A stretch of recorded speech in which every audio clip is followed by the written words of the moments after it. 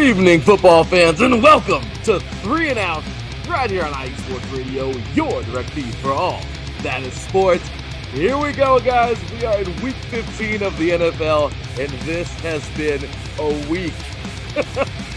Champions were crowned yesterday in SoCal for the 3C2A state football championship.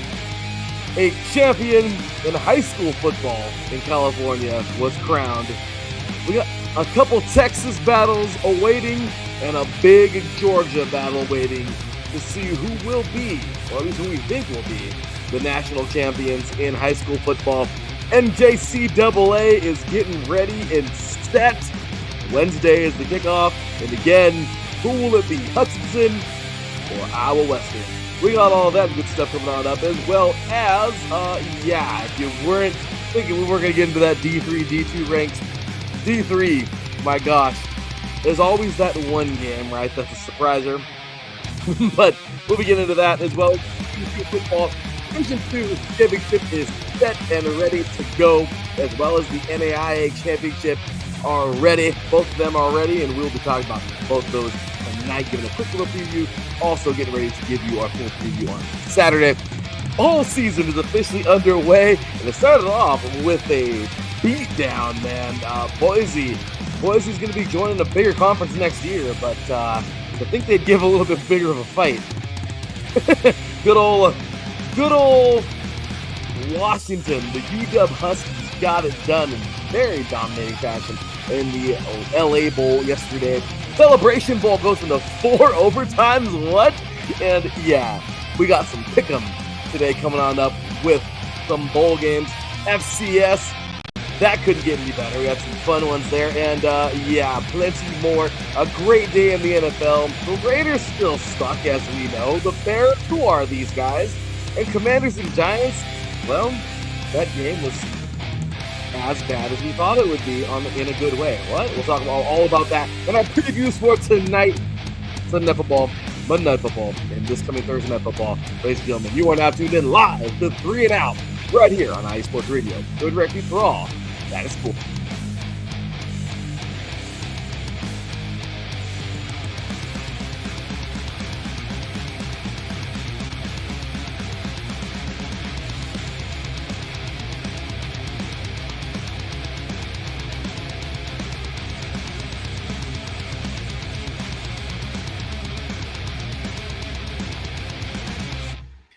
Welcome, all you diehard football fans out there. Good day, good evening, good wherever it is your time. It is 4:04 p.m. Pacific Standard Time over here on the West Coast in SoCal. And while we're enjoying the very end of these 4 games, we got Grandpa Rivers just doing his thing right now with the Colts. Very fun game there. As you know, the Niners are, of course, beating the Titans, right? Because the Titans are basically just another form of the Raiders. And of course, meanwhile in the NFC Championship, if you will, the Rams and Lions, we got ourselves a fun one. And of course, last but not least, man, I'm telling you, this Seahawks game is a good one. So we got some fun ones coming up today, or some fun games to go ahead and discuss. Last but not least, Packers and Broncos, another fun one to talk about. So let's get in that chat room. Let's get it going. We got 1 hour, man, to talk all kinds of football. And, well, to help me do that, I got my boy, man, IE Sports Radio Hall of Famer, SoCal Insider here at IE Sports Radio, Set Point host. Amazing game earlier today. Nebraska goes down. That is crazy. So much going on in the world of volleyball. And this man over here will let you know all about it Monday evenings. And, of course, the co-host of 3 and Out right here on IE Sports Radio. Ladies and gentlemen, Mr. Teran Rodriguez. Good evening, sir. How you doing today, man? Doing good, Larry. It's been a wild day in terms of football. I mean, lots of interesting NFL games, and this Rams-Lions game has been pretty darn good as well. Yeah, like I just said, meanwhile in the NFC Championship, that's what this game is. It could be a championship preview. I mean, I wouldn't doubt the Lions. It's fun. We'll see. It's been a fun one. We got some characters already here in the chat. Yeah, about the Patriots game we got to talk about. Shame on you, Patriots, to let them off the hook. And yes, Grandpa Rivers, because that's who it was. that's who's out there slinging touchdowns Old right man now. Rivers. Old man Rivers. You gotta love it, right? He don't care. He's out there having a good old time, man. I'm loving it. I'm loving it. So, all right, Teran. Well, today, man, we go commercial free. We go full blast, 100%, all gas, no brakes, and we have ourselves some fun. So let's go ahead and get on into today, man. Let's go ahead and recap some of these funny games because, well, they were pretty funny. As a matter of fact, you know what? I'm sorry. I always mix up the start of this one. Let's get going with a quick preview or a quick recap of everything that happened yesterday. Obviously, in the high school world, everything going on in the college world, of course, from junior college all the way up to the single A. And then, of course, we will go ahead and get our recap of all this fun stuff as these games are ending right now up here, getting close in the fourth quarter. So we'll keep an eye on those as we go.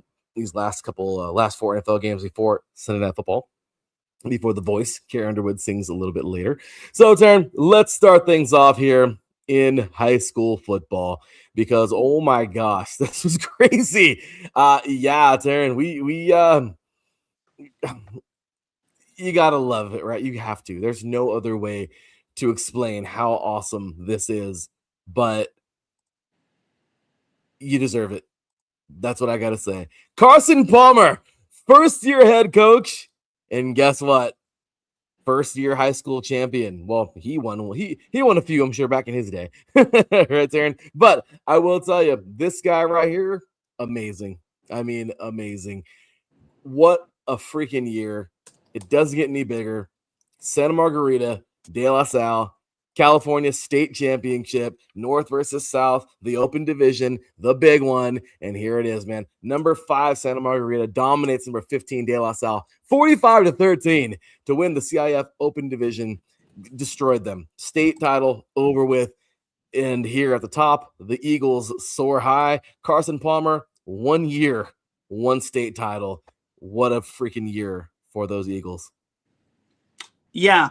Trent Mosley, USC fans, you better be getting excited because he's coming to USC. I mean, if in case Mekhi Lemon does go off to the NFL, we might have a child of a giant right here. This is going to be massive. But, man, you got to love the amazing story that Carson Palmer and Santa Margarita had. And I'm going to buy me a Carson Palmer USC jersey. I don't care. I made that promise. I said, if Santa Margarita goes on and wins this whole thing, I'm going to buy me a Carson Palmer jersey. And I'll be wearing that Carson Palmer jersey hopefully soon. So I'm going to stay true to my word. And I won't be wearing that USC sweater all the time. Or this Chargers stuff. I'll be wearing the Carson Palmer jersey. No, maybe I'll get it autographed. But that aside, absolutely congratulations to Santa Margarita. Defensive masterclass one last time. Congratulations, man. These guys got down. It was a very good game, at least for Santa Margarita. De La Salle didn't know what hit them. Just one of those things where, well, they were ready, but they weren't ready. Santa Margarita dominated. They did their thing, Teran. So let's do it. Let's go ahead and talk about coming on up. We have here, obviously, some more to get into as guess what happened in Texas? Yeah, some fun stuff as per usual. DeSoto freaking remember the team that we were like, hey, Duncanville, DeSoto, they kind of flip around, Well, guess what, Teran? South Lake Carroll, number 3 in the country, they fall. DeSoto knocks off South Lake Carroll, number 3 in the nation, 57-44 in a wild Texas 6A D2 semifinal. They punched their ticket to the title game. Down goes South Lake Carroll. Yeah, DeSoto, I think it's safe to say that they are the giant killers. I think it's safe to say if you're one of the nationally ranked teams, and you're facing DeSoto, then you might want to start praying that DeSoto's on their worst game. So, God, you gotta give it up for DeSoto. And that national ranking, they're ranked 64th nationally. They're not going to be the number 1 team in Texas, but they're also going to be the number 1, or not number 1 team in the nation, but they're going to jump up to at least the top 25. They have to. Bravo to DeSoto. Right, congratulations. And obviously, in the other bracket, we had King versus Vandergrift. King wins that one, 58-41, and now in the championship coming up on the 20th next week, we have DeSoto taking on King. Teran, I don't want to sound like such a jerk, but I'm going to take DeSoto early in this one, and that's my pick. Yeah, I think DeSoto. It's probably going to be a high-scoring affair, but give me DeSoto early on. Yeah, and that's the D2. We have the D1, actually, the D1 championship coming on up. We talked about it yesterday. I won, but at what cost? As Teran likes to always bring up the Wario meme. Allen and North Shore, Allen and Lake Travis both made it to semifinals, but they also were facing Duncanville and North Shore, two giants there. In one in the DFW area, one down in the Houston area. And yeah, Teran, it's exactly what we thought it would be. Duncanville destroys Allen 31-9, and North Shore destroys Lake Travis 28-6. And guess what? Here we go, man. Duncanville, North Shore, a final to remember. Mustangs versus Panthers. They're going head to head on the 20th. We're going to have ourselves a nice little preview of that game in the D1, the 6A D1 bracket that's going on. And of course, Darren, we got, like I said, Thursday or Tuesday night, number one in the country at the moment, Carrollton, 14-0, takes on number 6 Buford. They're 14-0 as well. Undefeated Georgia powerhouses collide. This is the 6A crown right here. 8 p.m. start time for them, 5 p.m. for us over here on the West Coast. It's safe to say I think the winner of this one will probably end up being the national champion, even though I still believe Bishop Gorman deserves to wear that crown. Yeah, I agree. I think, Bishop Gorman, you obviously could make an argument because technically they did beat Santa Margarita, and that win is starting to become a little bit better. But Buford definitely has an argument. I think Buford can definitely make an argument for that, and so on and so forth. I'm just saying, it's who they played or who they didn't play. So I don't know. We're gonna see, but let's see what happens. Let's see how that goes. But we'll talk about all that coming up next week because we'll have all that figured out, at least for the most part, next Saturday and next Sunday. This time, high school football is over, so we should have the national champion at least possible by then, at least who we think it'll be. And then like Monday or Tuesday of next week, like Christmas time, we'll figure out who the actual national champion is. So by Max Preps. So, all right. And also maybe High School Football of America or CBS Sports. Yeah, that's true. Both of those will be up there, man. So, all right, Teran. Well, if you don't got anything else on high school football, let's roll on really quick to the 3C2A. Because, Teran, we got to talk about one of the dumbest calls ever made. I'm sorry. You know I was going to say that. I'm sorry. Stop it. I'm angry right now at this. Look, let's give the props first. San Mateo champs again. San Mateo holds off a furious rally to edge out Golden West 28-27 and capture the 2025 3C2A state championship, back-to-back titles, and 3 championships in 4 seasons. Dynasty confirmed, Teran. These guys are a freaking dynasty, and there's no other way around it. They're great. The only problem is trailing what, 21-7 or 28? 28-7 at the freaking start of the fourth quarter. Golden West was getting smacked around, okay, in their own territory. It wasn't their own field, but down here in SoCal. These guys are getting freaking beat down, and they end up tying they end up scoring, getting the ball back, driving like 90-some yards down the field, scoring. I mean, you couldn't ask for a better Cinderella story, right? A comeback. All they had to do was kick the extra point. They had the hot hand. They could have tied the game, went to overtime. College overtime is crazy. I mean, we would have had, at least they would have had a lot of chances. But no, Coach wanted to be cute and go for 2. I get it. You want to win now. But homeboy went for 2. It was a rollout. It was weird. It was like a flood rollout. San Mateo sniffed that out from the very start. Incomplete pass. San Mateo takes a knee and they celebrate there in Costa Mesa. What the hell? I'm sorry, but to me, that was dumb. That was very dumb because I do believe that if they went to overtime, obviously anybody could have won, but I definitely would have said the wrestlers would have won that game, in my opinion. So, Teran, I don't know. Give me your thoughts. I mean, rollout play when you're trying to win the game. I don't know. Doesn't Golden West have like a good running back? I think his name is like Nick Mitchell or something. Mm-hmm. Like, I look, I think they could have drawn up a better play. I mean, maybe they could have gone Wildcat. Maybe they could have just tried short slant. I mean, this is going to be the hottest debate ever. Kick the extra point, go win in overtime versus win now and don't go overtime. Yeah. I mean, but the bottom line is Golden West had no business being down 21 entering the fourth quarter. No, And they the didn't. fact that they even got a final drive is a miracle beyond miracles, just because it looked like after they turned it over on downs, I'm thinking, all right, well, I think San Mateo just has to milk the clock. And Golden West had 0 timeouts, and they had 75 yards to go down the field to try to tie it up or take the lead. They eventually got the touchdown, but they should have, I guess, a rollout is not really the most ideal thing ever. So it is what it is. I mean, congratulations to San Mateo. Golden West, I think, will still be back on the big stage. I mean, there's always a timeshare when it comes to who wins this whole thing on the Southern California side. One year it's RCC. The other is Mount Sac. The other is Golden West of this year. And who knows? Maybe we'll get other emerging programs like Ventura. Yeah.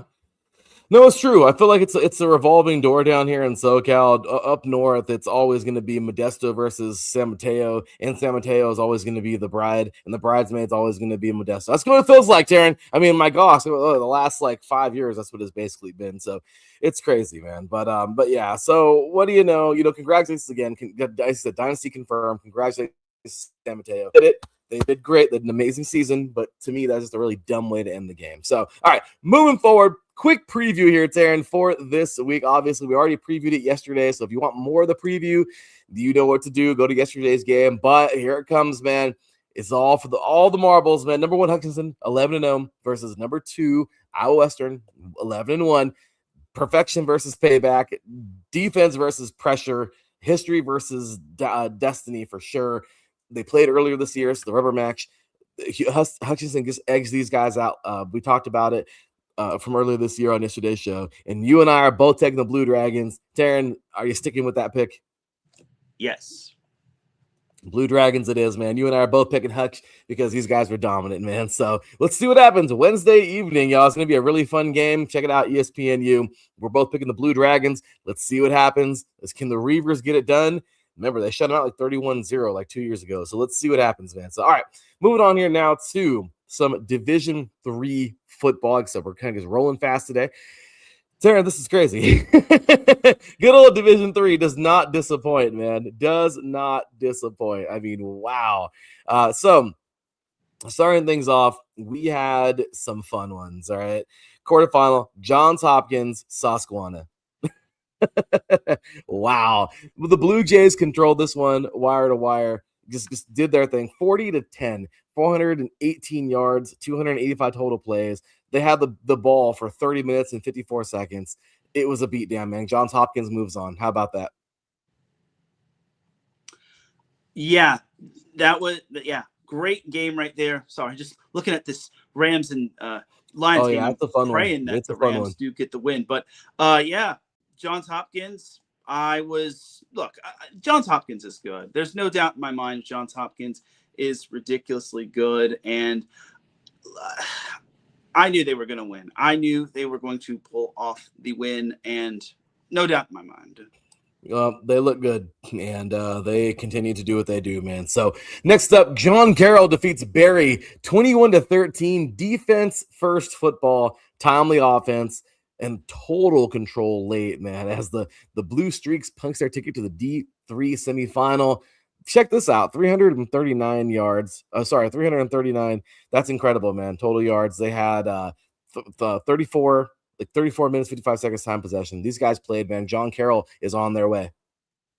John Carroll, I think, is the Cinderella of this whole thing. They took down Mount Union, and now they're off to the semifinals. This is just incredible right here. So that's just a great win right there. They had to win grindy and ugly, but it's better to win grindy and ugly than to not win at all.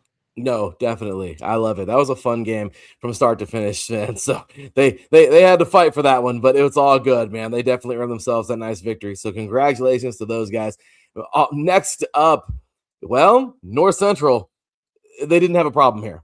The champs survive a physical battle, but I think they've won this pretty handedly. 35-21, defeating Bethel. The dream season for Bethel falls apart, unfortunately. And, the champs are headed to their I don't know how many freaking titles this is already, but they're headed to another D3 semifinal.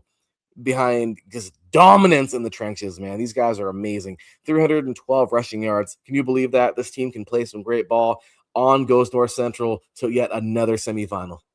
Yeah, North Central, look, they're a juggernaut when it comes to Division III football for a reason. And honestly, I just think that nothing's really slowing them down. Now that Mount Union is gone, or now that Mount Union's done for in terms of the tournament, this is North Central's time to shine. But they will be facing a very good John Carroll team. So I would not be surprised if North Central had to sweat this one out.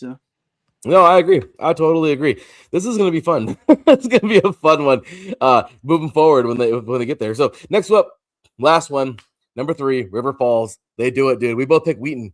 And guess what? The Wisconsin school pulls through 46-21, 507 total yards, 29 total first downs. The Falcons advance with a relentless offense attack and complete control from start to finish. Down goes Wheaton. Through goes River Falls, and now we have the semifinal all set. Next weekend, John Carroll, North Central, River Falls, Johns Hopkins. Fun stuff, Teran. But real quick before, how about that River Falls game? Yeah, I just feel that Wheaton just could not keep up with Wisconsin River Falls. I think this was going to be a high-scoring affair, but Wisconsin River Falls did not blink by any means. And the same can be said for Johns Hopkins. They were in a high-scoring affair as well, but they didn't blink by any means. And that's kind of the thing. If you blink first, then it puts you behind the 8 ball. And if you get down more than 2 scores, then it just gets tougher and tougher to come back. I've seen few teams rally back to win. So personally, it's not surprising to see Wheaton lose, but against a high-scoring team like River Falls, you got to be on your A game.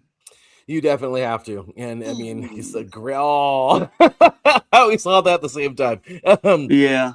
So, yeah, Teran, well, the Rams find themselves in a little tough territory here at the very end of this game. But all righty, so as we continue on, man, we got ourselves, again, these grinder games are still going on right now. Packers need to find a way to do it now because they are trailing 34-26 with 6:26 to go in the game. This is do or die. They need that dang ball back now. They need to score now. As for the Titans, well, they're losing as per usual, as we thought they would be. But they still put up 24 points in the Niners, which is impressive. So I guess that's some kind of victory, right? Niners, though, leading that one 34-24 here with 2:54 to go in the game.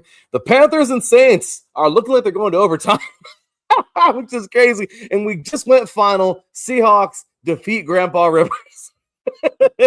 Seahawks. They really went down and kicked the game-winning field goal. They did. So down go the Colts, and the Seahawks win this one 18-6 at home. So in Lumen Field, fun one there. And then obviously the Rams, the NFC Championship going on right now. The Rams leading Lions 41-34. But here, actually, no, sorry. Yeah, here they get scored. So yeah, Montgomery just ran it in. Yeah, so we're having ourselves some fun here at the end of this one, but the end of these games. So we'll keep you posted. All right, Teran, let's keep it going through this D3, man. Actually, no, we're done with D3. So actually, really quick, how about that? How about the semifinal, man? That looks fun. John Carroll, North Central, River Falls, Johns Hopkins. Teran, could you imagine if it was the John Bowl? That would be pretty funny. Stag Bowl. It's one thing to have it for the regular season, but for the championship, that would be pretty funny. Yeah, that would be awesome. So, all right, Teran. So let's move it on now to Division 2. If I can get my clicker, there we go. Division 2. Here we go. All right, man. Well, here it comes another fun one because the Division 2 championship is all set. The semifinals are all done, and Ferris State does what they do. I thought Newberry would fight them a little bit, but silly me, right? Number 1 Ferris State dominates number 4 Newberry, 49-17 to punch his ticket to the Division II National Championship. 29 straight wins. Title defense still alive. Ferris State is a literal wagon in Division II. This is the team. And I'll give it up to Newberry. They did all they could to try to pull off the win. But, again, you're facing Ferris State. You got to play flawless football, and they just didn't do that. So, a great season for Newberry. I think they have a bright future ahead of them, but this is Ferris State's time to shine.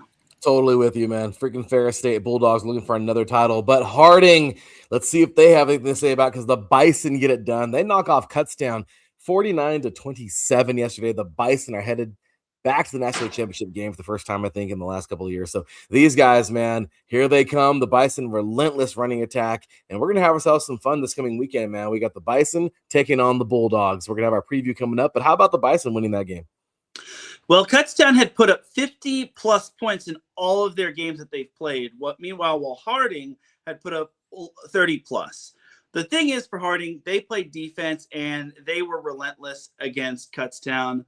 And I'll give it to Harding. They really showed up in this game. But my thing is for Kutztown is that I feel this was just like the previous Division III games where they looked into the abyss and they blinked. Whereas Harding, they looked into the abyss and they didn't even flinch. So I think for Harding, this is a well-deserved win. And their offense really showed up. I mean, they really kicked their offense into high gear, and they needed to in a game like that. No, they did. They definitely did. And this is going to be fun, man. Harding is going to battle. I'll tell you right now, Harding is going to fight the living crap out of Ferris State. So we get ourselves a fun championship coming up this Saturday. On to the NAIA, as we always say, the one that's comparable to Division II in the NCAA. Well, we had we had some fun this past week, man, because Grandview and Benedictine.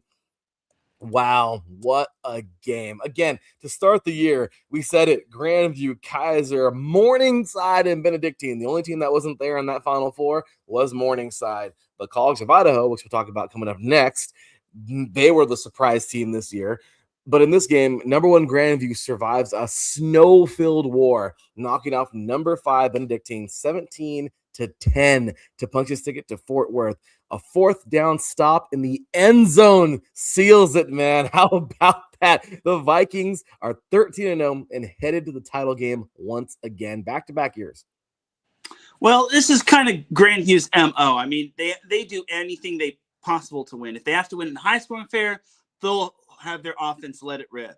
If they have to win in a defensive affair, then their defense will answer the bell. This is what really good teams do. And Grandview is in the category of really good team, but gave it to Benedictine for hanging around and holding Grandview to only 17 points. It could have been a whole lot worse, but in a game where you have a climate like that, it's just kind of tough to put a lot of points on the board. So it's a tough loss for Benedictine, but hey, they hung tough with Grandview. Nothing to really be sad about.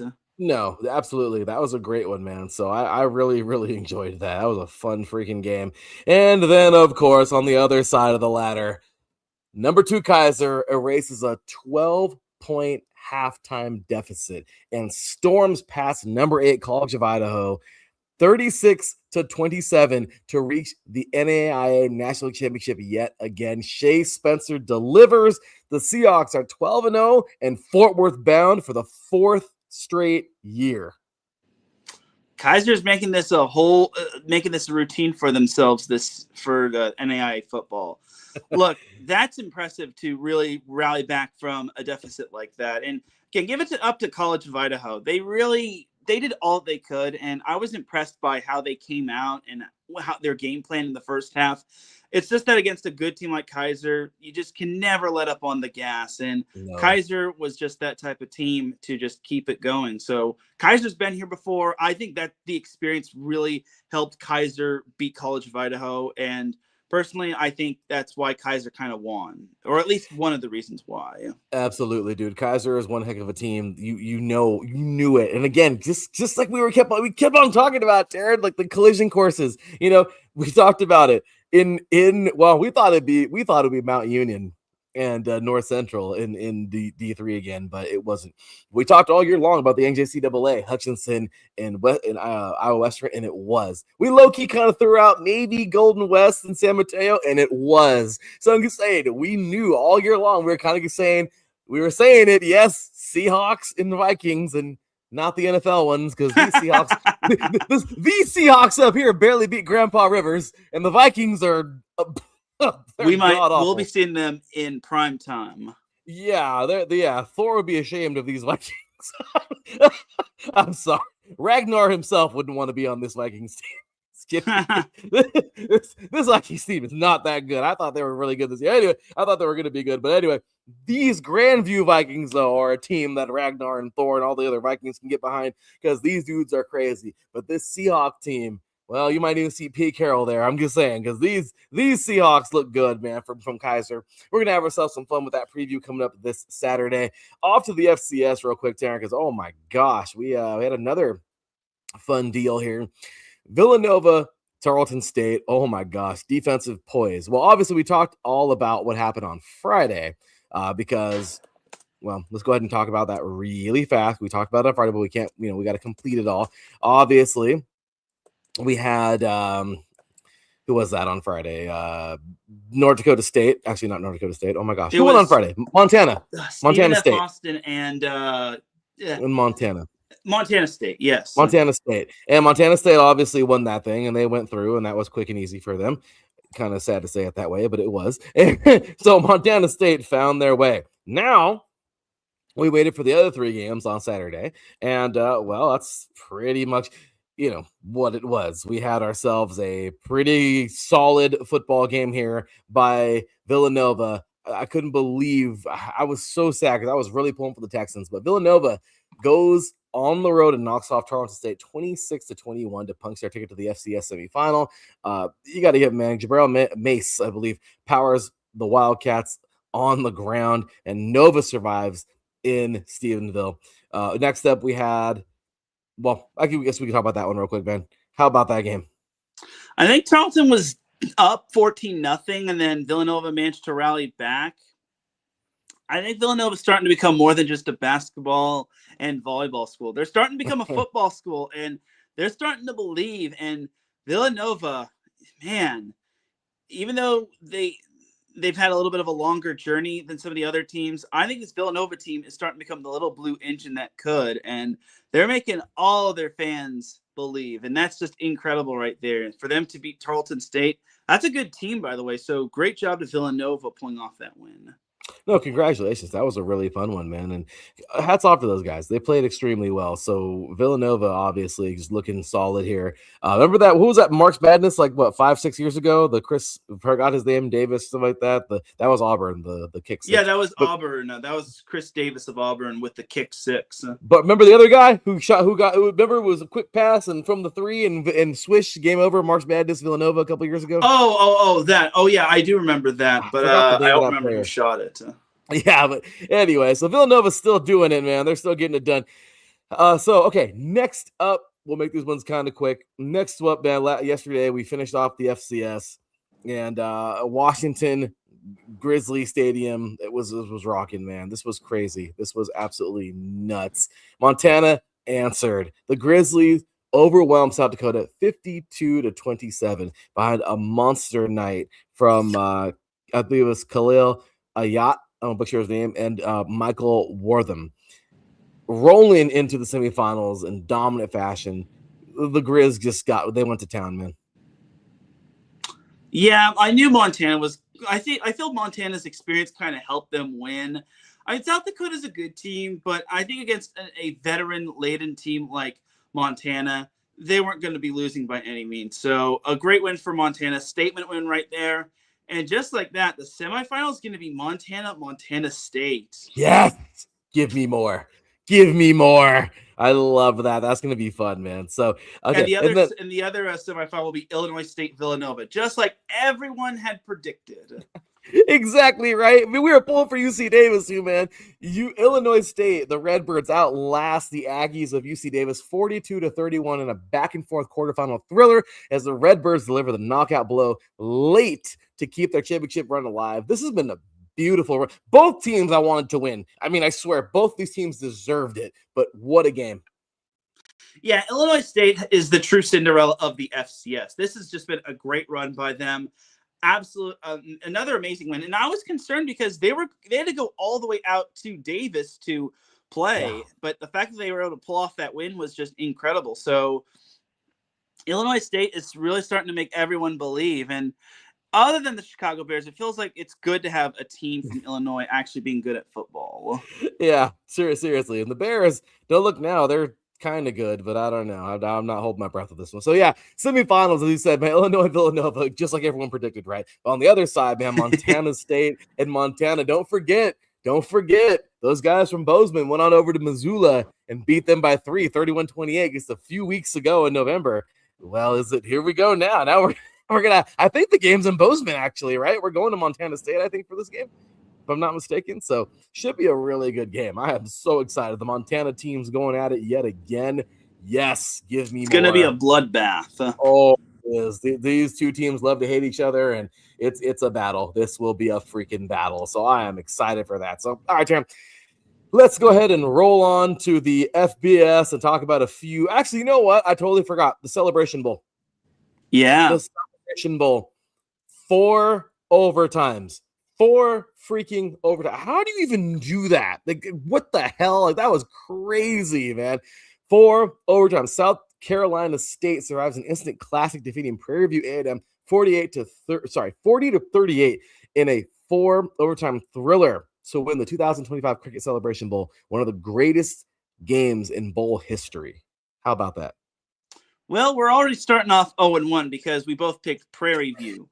But yeah, that was a great and impressive win for South Carolina State. I mean, the fact that they were able to do just that was just unreal and unheard of. So great win for them. And that might be the best bowl game ever. Everyone likes to say that these bowl games are meaningless and there's no true consequence. No. But honestly, these games, especially for seniors and for like players moving on or transferring or coaches moving on, this is the one last hurrahs, and I think it's always great to have these bowl games and whatnot. No, so definitely. Instant classic right there, and that's a great way to kick off bowl game season. Oh, it's gonna be fun. So, all right, Teran, let's move on now to the FBS and do it. And we're a little bit behind, so it's all good. Rams pulling this thing off right now. By the way, oh my gosh, everyone can exhale over here in Los Angeles on this area. But oh my gosh, what a game there. But all right, Army-Navy game, man. Navy wins 126th meeting in dramatic fashion. Navy exits out Army. Army had this game basically the entire game, and then the Navy just came back 17-16 on a clutch fourth quarter touchdown, locking up the Commander-in-Chief's trophy in Baltimore. Pure tradition, pure tension, pure awesomeness, man. What a game.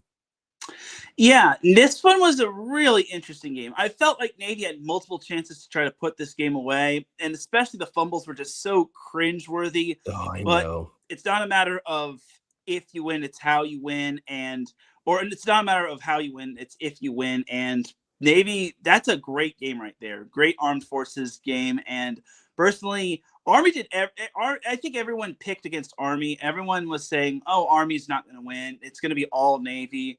Well, Army had other plans, but Navy was just incredible right there. I think this will be interesting for Army going into bowl game season. And then for Navy, they're having the season of their lives. So. Oh, they are. Navy is just rolling right now. These guys, I love it. I'm so happy for this team. Very, very excited for them. And just another great chapter in this game, man. So Army does it. What a game.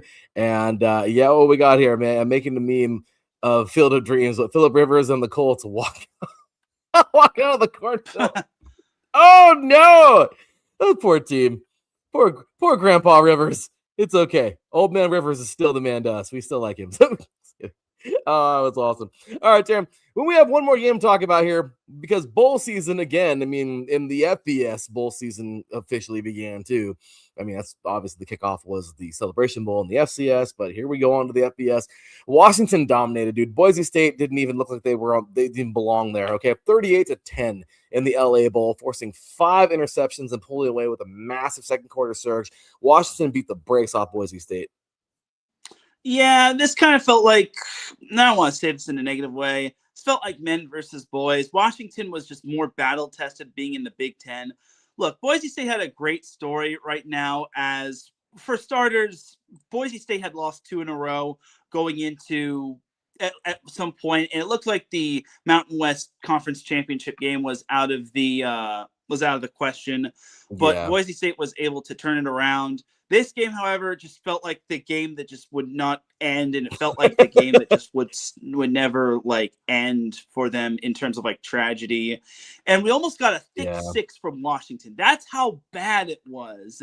And you never know with this Washington team. I mean, Washington's kind of in that tier of they're good enough to be a 500 plus team, but they're not good enough to be a championship contender. And that's not me trying to knock them too much, but yeah. But it's true. But it's true, Teran. But it's Their true. season So next year looks a little promising, and Washington does know how to win on the road, which I can't say the same for last year's team. no, I'm totally with you. I can't say the same for those guys either. But let's see, man, how Washington and Boise State both do next year. But great stuff there, fun stuff in the FBS kickoff of bowl season, and that was awesome. So, all right, Teran, time to preview a few games. We got some bowl games coming up this week. Let's give a quick little preview, give our picks, and have some fun. So, first up, we have here coming on up the IS4S Salute to Veterans Bowl. Troy 8-5, Jackson State 8-5. This one feels personal. Jacksonville State brings a punishing ground attack led by Cam Cook, while Troy leans on defensive discipline and tempo control. The Gamecocks want to shorten the game. Troy wants to force JSU into uncomfortable third downs. Expect a physical, grinded out bowl game and extremely solid defense. This is gonna be a fun game, man. So I think it's gonna be a really good one.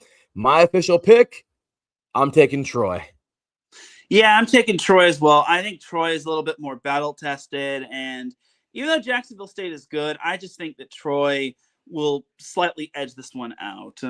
I think agree. Troy checks off the boxes. I think so too. So okay, next one we have the Staff DNA Cure Bowl.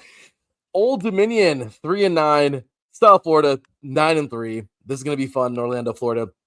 This one is one of the sneaky best matchups of bowl season. You have here South Florida bringing explosiveness behind Bynum Brown, and while Old Dominion plays disciplined, mistake-free football, they have for the most part. So USCF, they're available, or they have an ability to score in chunks. That may be the separator if ODU can't handle the tempo. I don't know. Who are you taking? Well, I mentioned this yesterday. If Old Dominion did not see Colton Joseph enter the transfer portal, I would have picked Old Dominion. But since Colton Joseph is in the transfer portal, South Florida is going to win this one by 50 flat. I am with you. 51 for me, Teran. Yes. 51, Bob, who's played up. But yeah, I'm with you, Teran. This is going to be I got to go UCF all day. The 68 Ventures Bowl. It's Louisiana 6-6, Delaware 6-6, and Mobile, Alabama. Fascinating style of a clash of style here. Delaware can throw it with confidence behind Nick Minucci, I believe is how you say his name, while Louisiana wants to establish the run and wear defenses down. So the team that handles the red zone chances better likely to win this one, because this one's going to be, I think, few and far between these red zone chances, man. It's some solid defenses. So should be a fun game. Who are you taking? You know, I'm going to take Delaware. I think Delaware has what it takes, and I think they're going to shock the world. Well, let's see if they shock the world, Teran, because I'm taking the Raging Cajuns. All right, we have a disagreement finally. We have a disagreement. We got Blue Hens and Raging Cajuns. Let's see. Teran and I love to do that, man. Let's see who wins this one here. All right. So, all right. Next up, we have the Xbox Bowl. Missouri State, first year on the FBS, by the way, has 7-5. That's pretty freaking good. Arkansas State 6-6. Turnovers will define this game. That is for sure. Arkansas State can stretch the field, but has been inconsistent, while Missouri State plays with balance and patience. If Missouri State controls the pace, I think they'll dictate the outcome, which gives you my winner. I'm going to go Missouri State. How about you? Yeah, I think Missouri State gets this job done. The fact that they've had a great year, solid first year in the FBS is a great story. I think they complete the story with this win over Arkansas State. I think so too. This should be fun. So good game here. Next up, we have the Myrtle Beach Bowl. Kennesaw State 10-3. What a year they had, man. And Western Michigan 9-4. What a year they had too. They haven't had a year like that since freaking the Cotton Bowl years ago. So one of the best storylines of bowl season. Kennesaw State went from 2 freaking wins to 10, powered by Amari Odom. And while Western Michigan thrives on physical rushing and defensive pressure, this one feels like a fourth quarter decision game. We saw Kennesaw State do their thing. They won themselves a conference title. Again, they completely turned it around. Teran, who are you taking? I'm taking Kennesaw State. I think they complete the story with this bowl game win. I'm with you on that. I think to me, there's no other way. They got to get this one done. The Gasparilla Bowl, Memphis at 8-4, NC State at 7-5, and Tampa, Florida. NC State brings defensive toughness and ball control, while Memphis counters with speed and perimeter making. If the Wolfpack can slow Memphis early, they'll keep this one in the comfort zone. But I don't know. Those uniforms are pretty cool, man. I love those cool uniforms of Memphis. I'm just saying, I don't know, Turn, who you got? Larry, I'm sorry I got to do this to you, but I'm going to pick NC State. I think NC State gets the job done being battle-tested from the ACC. You know, as much as I want to pick those really cool uniforms, I got to go NC State too. Really? I thought you were going to pick Memphis. I thought I was too, but I don't know, man. The Wolfpack they just seem like a better team. I don't know why, but maybe I should go back and get Memphis. I don't know. This was a hard one for me, man. I think I just go with.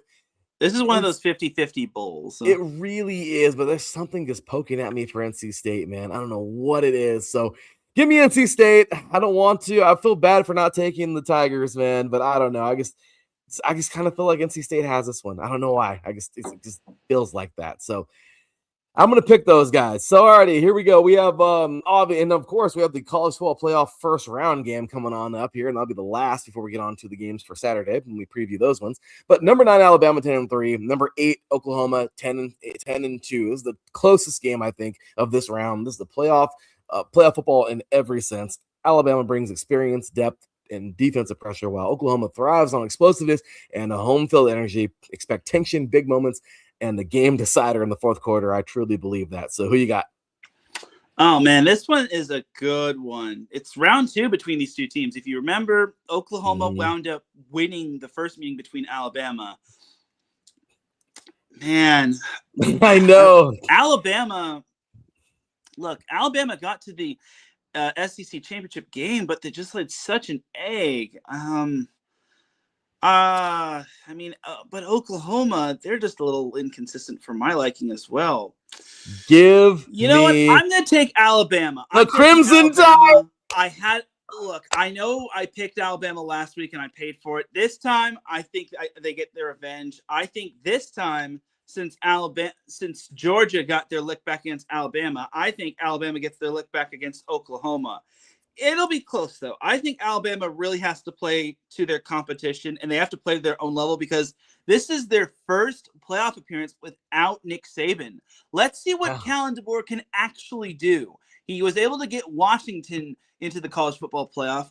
Now let's see what he could do with this Alabama team against Oklahoma in Norman.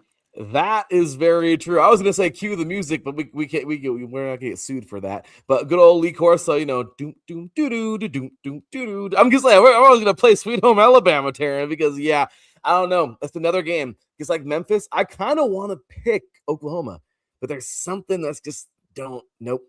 Just take Alabama. So it's the same thing. It's kind of against my will, but I'm going to go roll tide roll, man. Let's see what these guys can do over Boomer Sooner. So, all righty then, Teran, we got the NFL here ending off our crazy show here tonight. We got some crazy games that were played a little bit ago, and oh my gosh. So let's start things earlier.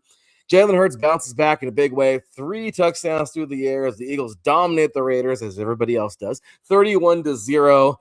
Snap their skid in Philly, and well, they just beat they beat the world's best JV team. So there you have it, Teran. How about that game? Yeah.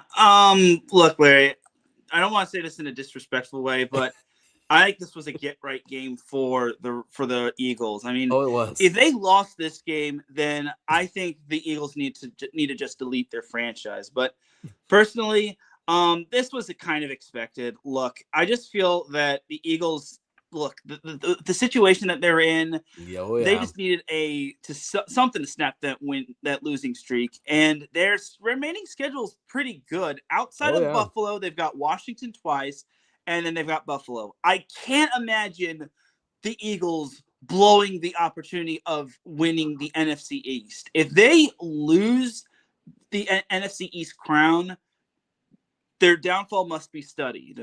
No, I'm with you. If they lost this game, they need to be like the Chiefs and just be eliminated from the playoffs. I'm sorry, because that was They need to be. horrible. They would have been relegated. Yeah, big time, because you don't lose that game. So anyway, Taron, that was a dumpster fire. But that's what I'm the sorry you Raiders. had to witness that, Larry. Well, I've witnessed it for my whole life, so it's all right. I can witness another one.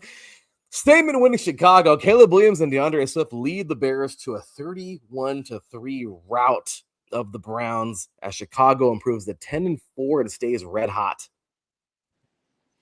Yeah, Chicago needed this. It was a nice bounce back win after last week's debacle against Green Bay. Look, long story short, Chicago is pretty good. I just feel that they didn't really prove a whole lot against Cleveland. Yeah, Cleveland's got a good defense, but the Browns are a freaking clown car. There's no better way of saying it. And looking at Chicago's schedule, they've got the Packers, Niners, and Lions. Now, now it gets tough for them. So hopefully for the Bears' sake, they can find some wins, but that's a lot of tough games that's remaining. So we'll see what Chicago can do. Not too promising for me, but we'll see. Again, I'm against the Bears right now. Let's see what they can do. I am all. Let's go. Prove me wrong. Go to the Super Bowl. Win a ring. Let's see it. Let's see it. So Rams and Bengals, total domination in the AFC North. The Rams shut out the Bengals. At least the Raiders weren't the only team to get shut out today. The Ravens shut out the Bengals 24-0. Derrick Henry hitting over the 100-yard mark, century mark for this man today, and Baltimore just dominated the entire game. I don't know what else you want to say about that one. Right? Yeah, this result would have been good for the Ravens a couple weeks ago on Thanksgiving Day, but it feels good to see a good little bounce back game from the Ravens. Derrick Henry finally looked like himself. The defense looked like the defense that we kind of expected, but the Ravens, this keeps their AFC North hopes alive, and also it keeps them in the hunt for the playoffs. But I imagine it's still going to get tough, especially since they've got the Steelers sooner rather than later. They've got the Patriots on prime time. So heaven forbid, they've got Patriots, Packers, Steelers next. That's a tough 3-game slate right there. But you never know with this Ravens team. And I bet you they'll be the biggest fans of Miami tomorrow when the Dolphins play the Steelers. Oh, they will be. That'll be fun. So next up, Teran, you're wearing the jersey. Stunning result in Arrowhead. Justin Herbert, man. Wow. Justin Herbert and the Chargers knock off the Chiefs 16-13, ending Kansas City's playoff hopes as Patrick Mahomes exits injured. 10 years, Teran, straight of the Chiefs getting to the playoffs. Today, that streak ends. Yeah, this was kind of an ugly game right here. Let me just give me some light. Yeah, this was kind of an ugly game for both of these teams. It looked like early on, I was concerned for the Chargers just because it's like you're down 13-3. You might want to actually score. And I was actually concerned that the Chargers weren't going to put up a whole lot of points, but they were able to do so. And this was a definite trap game because this was a short week for the Chargers. Chiefs were fighting for their playoff lives. Chiefs have never been swept by the Chargers with Mahomes at QB until now. The Chargers really put up and shut up, even though it wasn't really the best outing offensively. Their defense really shined, even though there were some big hits, even though I thought there were some dangerous hits. I know the NFL is tough, but honestly, I thought the Chargers played a little dirty defensively, but that's the NFL for you. You got to be tough or get eaten up. So, yeah, the Chargers pulled off the win. They got a little help, and just like that, the Chiefs are out of the postseason. Wow. Again, Teran, I remember I said it. I do not like being the I called it guy, but oh my gosh, this time, Teran, we lost Teran in the darkness over there. I'm just kidding, but I don't want to say it. I feel terrible for this, but Teran, 8 divisions in 8 days. We can go back to the episode. They were getting figured out.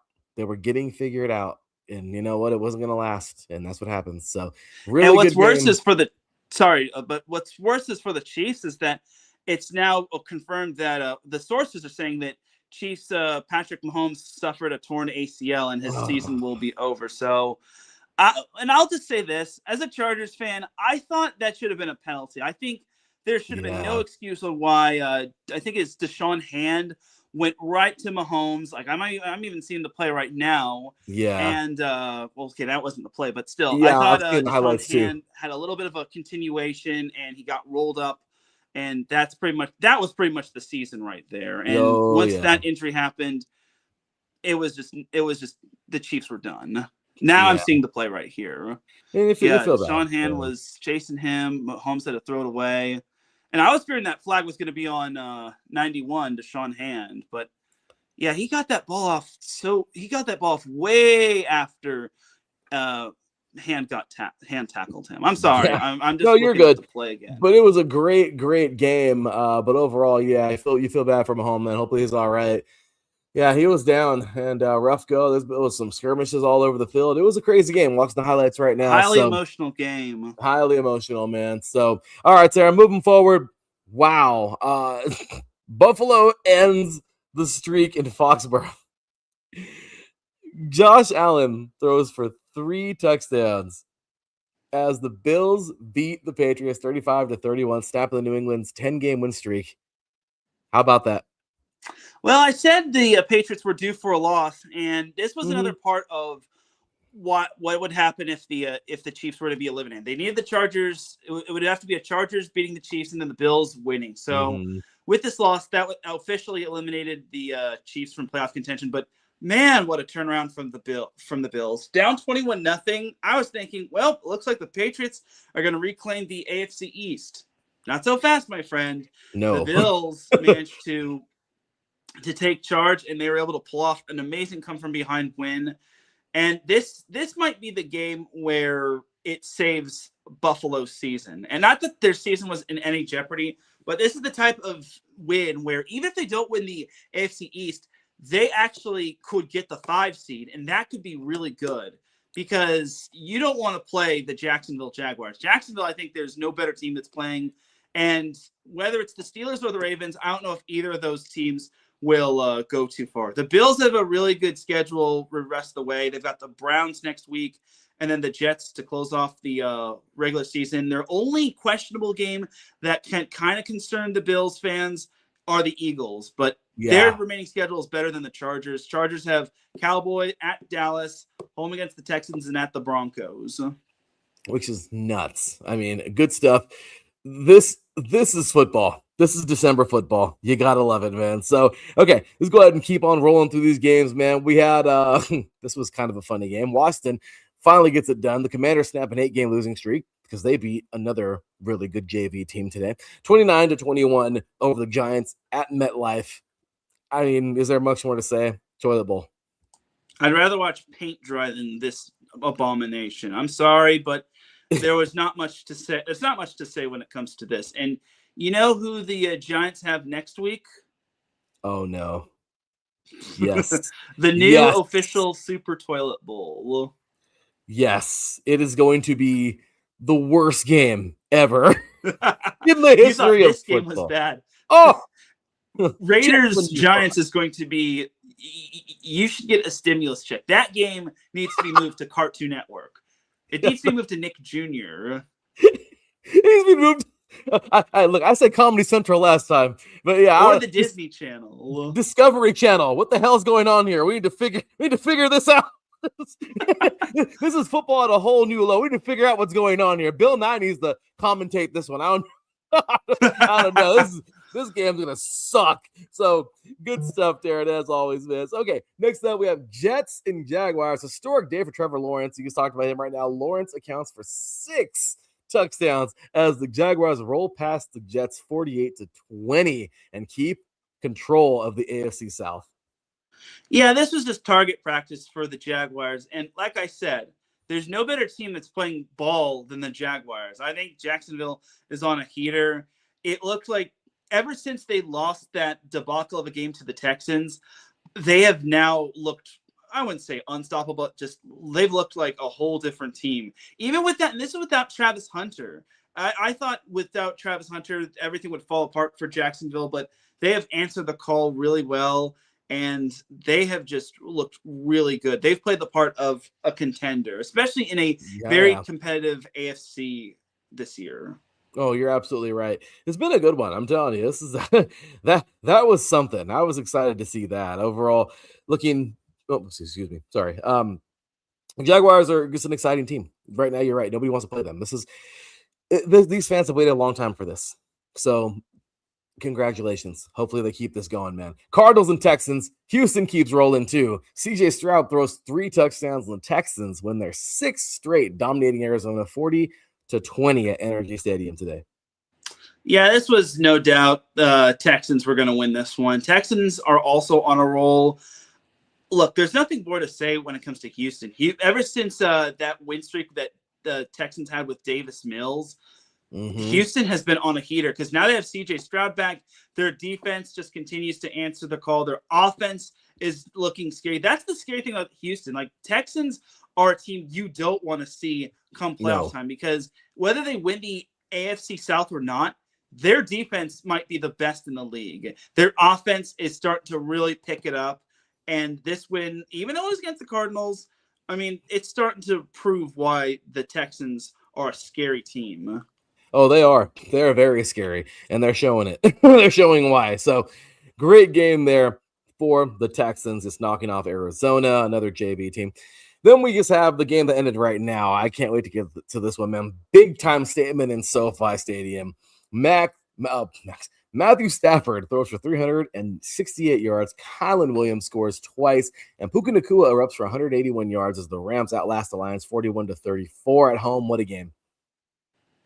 Yeah, this was, well, you kind of said it. This was the NFC Championship game, but this could be an actual preview. And this could have definitely been a trap game for the Rams, just because their next game is against Seattle, which I've been saying a lot. But this was a definite true test for the Rams. And I think the Rams definitely passed.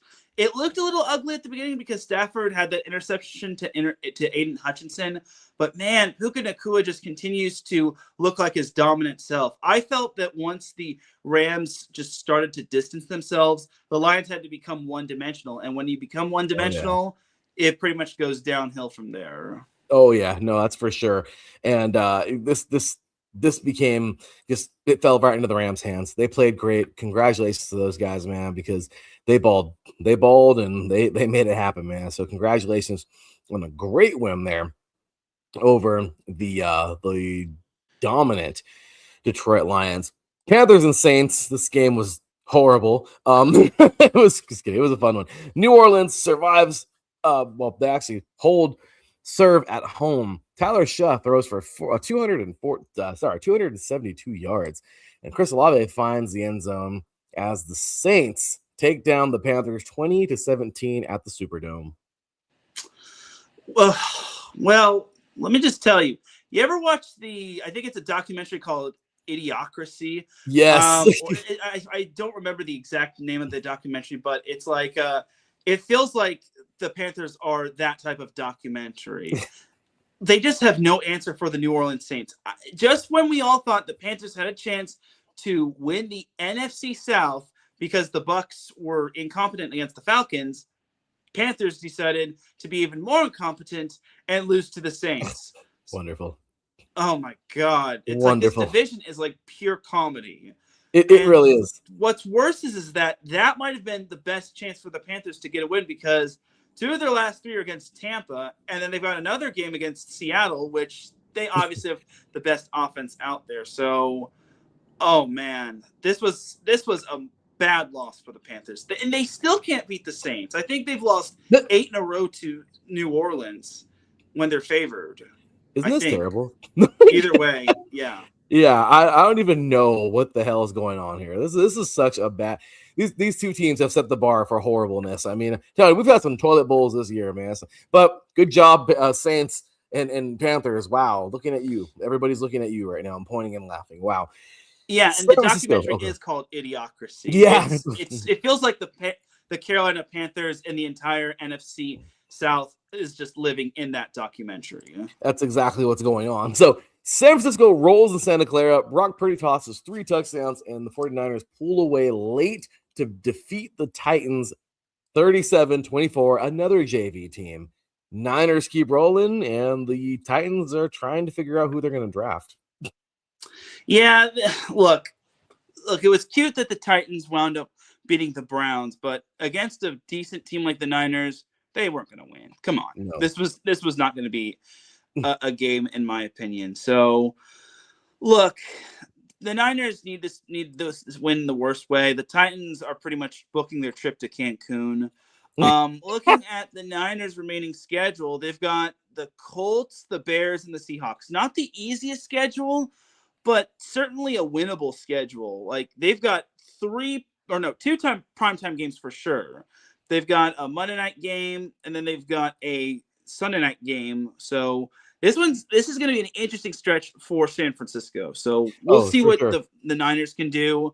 They're not too far off on the Seahawks and Rams trail, but man, don't count out the Niners. If there's a team that another team doesn't want to play, it might be the Niners.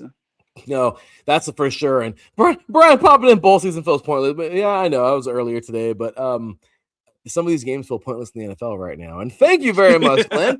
Glenn's getting ready for his team, getting ready to face off right now versus the Cowboys. So, and of course, Teran, we have one more here before we give our previews here. We have Bo Nix throwing for 4 touchdowns, Cortland Sutton going for over 100 yards.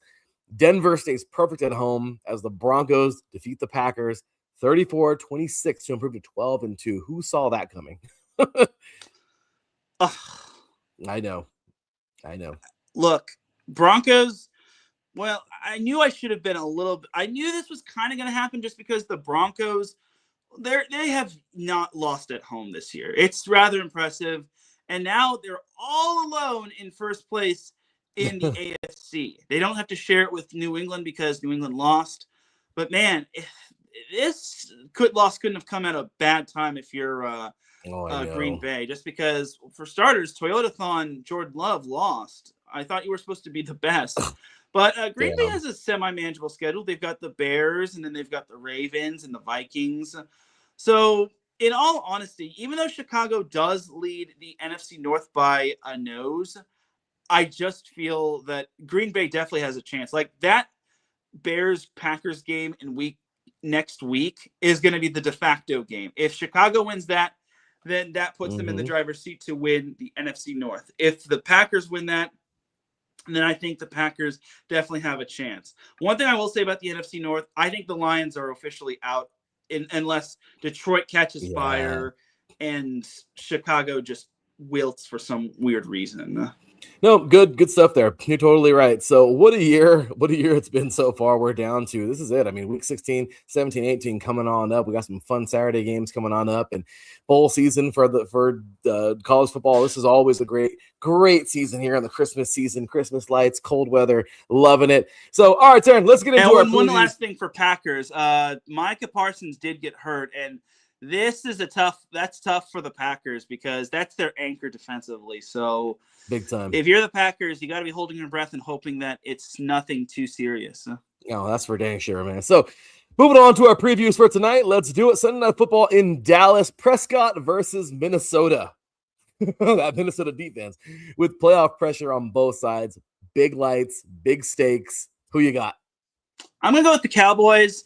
I know their track record in terms of primetime games haven't been good, but look, they're facing a battered and wounded Minnesota squad.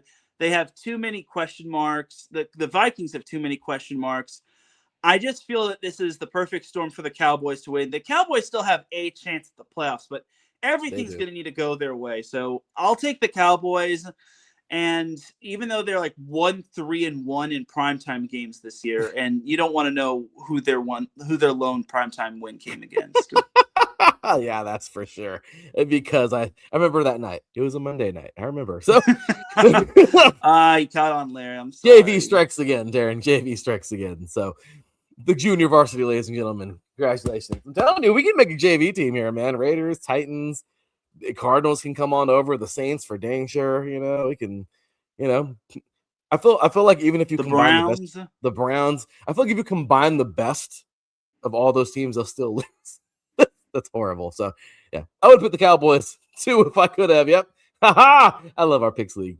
keeping teams with their fans. So, all right, Teran, and then of course we have here Monday Night Football, speed versus steel in Pittsburgh. Tua and a Kane take on a gritty Steelers squad under the lights. Steelers, I don't know what's going on there. They're the weirdest team in the NFL right now, but perfect Monday night matchup. It really is, because the Dolphins, there's somewhat of a resurrection there. And for the Steelers, I feel like they're weird. They're weird. They're good, but they're not. It's weird. These are two teams that are like, I feel like the Steelers are on the way down, but fighting themselves. And I feel like the Dolphins are on the way up, but also fighting themselves. So I don't know. This is a weird game. I feel like this is a game. This is the first ever Monday Night Football with 4 teams.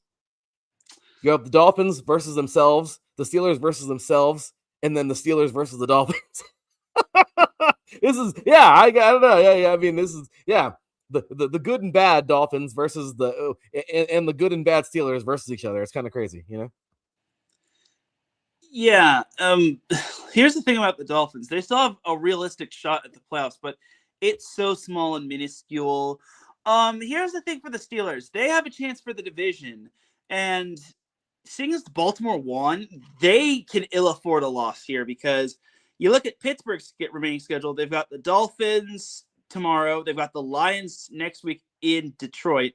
They're at Cleveland in week 17, and then week 18, they're home against Baltimore. That Baltimore game could be the de facto matchup. But against Dolphins, no TJ Watt, because he's still recovering from that lung surgery thing and whatnot. I'll take the Steelers just because I feel they've got more in the tank. I think their defense is still going to be stout. But don't be surprised if Miami does want to play spoiler, because even though the Dolphins have been such a train wreck, they have won 4 straight. What was looking like Mike McDaniel might be canned, I think is now looking like Mike McDaniel might actually be earning another year after what was a train wreck to start. No, and that is you're totally right. That is a very big possibility. So, okay, we're both going Cowboys tonight. We're both going Steelers tomorrow. And I'm just going to guarantee it right now. Steelers will find a way to go 9-8. Somehow, because that's just who the Steelers are. The standard is the standard. Right? It's just kind of that thing with those guys. And then Thursday Night Football, since we won't see you guys before then, Matthew Stafford, 35 touchdowns on the year. Sam Darnold, Puka Nacua, Jackson Smith-Njigba. This is fun, man. Division lead implications under the lights in Seattle. Don't blink, Teran. You talked about this earlier, man. Thursday Night Football, Rams at Seahawks this week. This is going to be fun. Yeah, this is probably going to be the de facto matchup for both the Rams and the Seahawks. Oh, man. Rams-Seahawks. Rams just barely inched out the first meeting, winning by a nose. God. I have to go with Rams. I can't imagine myself not picking the Rams, but here's the thing. Seattle is still playing some darn good football. Even ever since that Rams loss, they've won 4 straight. Even though they've beaten 3 of those wins were against sub 500 teams, and then they just beat a Colts who had Phillip Rivers. But the rest of the way for Seattle gets interesting. They've got the Rams next week, this upcoming week, this Thursday. Then again, Carolina, and then they're at the 49ers, which could be another de facto game. So look, I'm going to go with the Rams. The Rams really need to prove themselves, because whoever wins this will not only be the first number 1 in the division, they'll be number 1 in the NFC in general. So this one could definitely go either way. I'm going to go with the Rams. I think Stafford is still playing some darn good ball, even though that Carolina loss was just, I don't know where that came from. No, I'm totally with you, man. The Rams, I've been calling them the best team in the NFC for a while now, and they're going to prove it. They're going to prove it. That's right. Throw it up. LA. I mean, these guys, Teran, they're going to do it, man. The Seahawks are good. They're good, okay? They're a good football team. But I can't go against them right now. I cannot go against the Rams. Seahawks are good. They're good. But damn it, those Rams are solid. To me, It's between them and the Patriots. Today, the Patriots got knocked off, so I feel like the Rams go right back up to number 1 in my power rankings. We're going to have some fun with that later on. I know I usually do that right now, but I didn't get to get a chance to do it this weekend. So many games and so many championships and everything, man. So there you have it. We are out of here for the week. What a freaking weekend, man. That was fun. Again, lots of fun bowl games coming on up this week, so you're going to want to catch all of those. Yeah, definitely, Glenn. Glenn said it right here, man. Rams. My brother would approve. In the NFC. Oh, yeah, agreed. That's right. Big old Rams fan. So, yeah, man, I feel this is a great football team, man. These guys know exactly where they're headed because they're going to keep playing that good. So, the anthem is rocking, man. We got Carrie Underwood, the voice, singing the song, and we're ready to roll, man. The Vikings are in their all purples. You got the Cowboys probably wearing their all whites. I don't know. I didn't see them right now. But I will say, this is going to be a really fun game tonight. Remember, tomorrow, Monday Night Football, of course. Remember, we got bowl games all week long. Remember, Wednesday evening, ESPNU, NJC Double A Championship. Yeah, Hutchinson, Iowa Western. That's going to be fun. Tuesday evening is when I was forgetting right now, the Georgia State Championship. Make sure to check it out on Max Prep so you can subscribe on there for like $6, $7 or whatever. It's going to be fun, man. Yes, right. Carrollton taking on Buford. More than likely, the champion will be the number 1 in the country. Again, I still disagree. I feel that Bishop Gorman is more battle-tested. They played more top teams around the country. Regardless, is what it is. Whoever wins it, congratulations. You had a great season. Freaking calamity, chaos, whatever you want to call it in the high school season this year. And there you have it. So, all right, Teran, then we got Thursday Night Football again. Make sure you guys catch that one. And we will see you guys on Saturday morning. We'll be talking about that Alabama-Oklahoma game and plenty more, man. Getting previews for the D2 and NAIA Championship. All kinds of fun. Bowl season continuing full blast. We got more previews. For my boy, Teran Rodriguez. For me, your boy, Larry B. We will see you Saturday morning, bright and early. Until then, take care. And as always, God bless. Peace. Peace.